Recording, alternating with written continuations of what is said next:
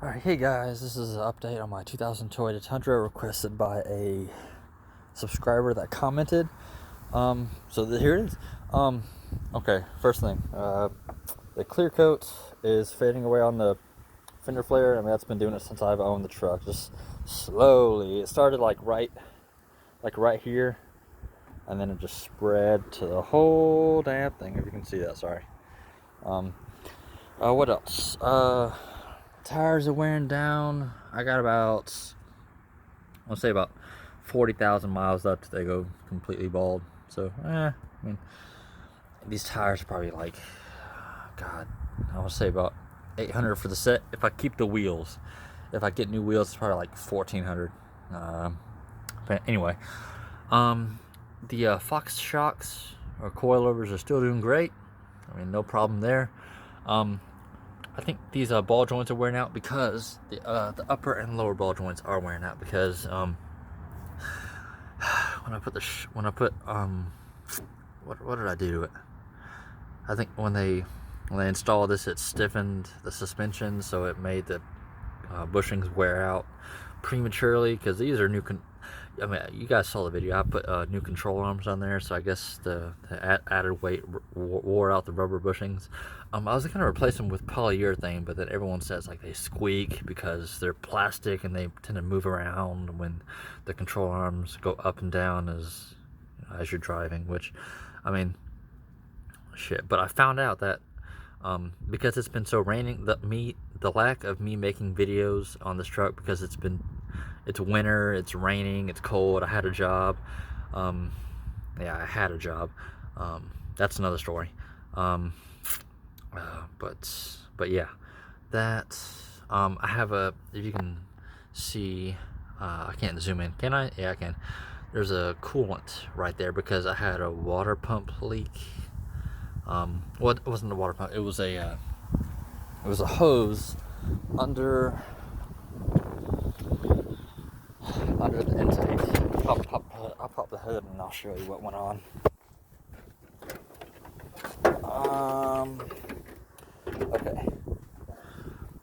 Okay, there's the water pump gasket. I had a metal one on there.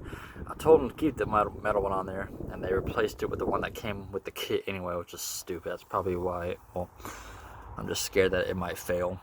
But right, where's my fingertip?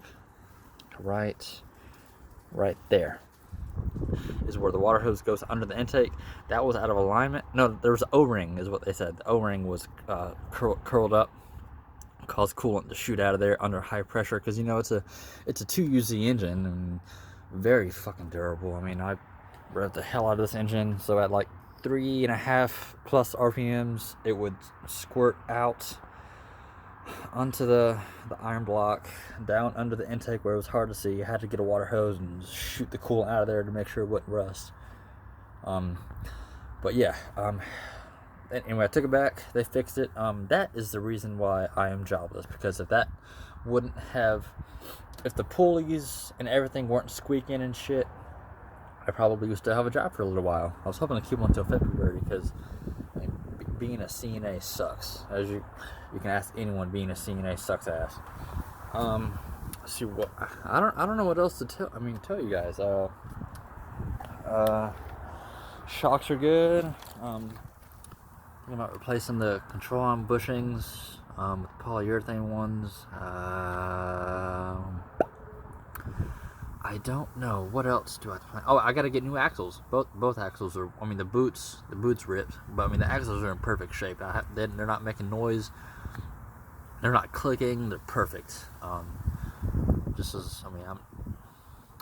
gotta get that replaced whenever I get the money in time. But it's a nice day outside. I mean, it's sun. This battery. Where's the date? See, it was in July. Where's the fucking date? July of 2014. So it's a 6-year-old battery. Or going on. It's about 5.5 years. Still doing good. No corrosion in the terminals. Still holding up. I see someone stranded on the road. I'll try to help them out. They need a jump. What else? I'm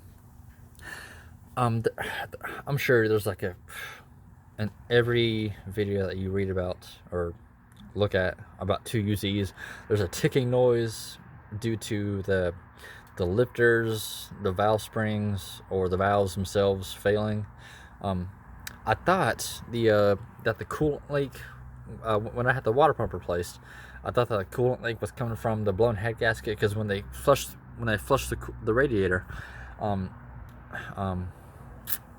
they just pulse read it. They like up to 4, maybe past that 5,000 RPMs. So I thought they blew a head gasket, which is why the coolant was leaking off this side right here. But no, it was a gasket. So I thought I had to do that much of a job, pull the heads off, replace the valve springs or whatever else needed to be done. And then the coolant was also leaking from the transmission, so I thought they blew the torque converter too. So I was like, oh shit, this is a water pump job turned into a head removal and transmission job. That's some bullshit. But no. Thankfully, I took it back. They found the problem. It's fixed. No coolant leaks. It's running perfect. I just noticed this. Now they didn't put that back up together, so I might need to figure out a way to put that and hold it. Let's see what else. There's this little hard line right. Where's my fingertip? Right there. There's like a high pressure power steering hose that's leaking. Got to get that replaced. Let's see what else.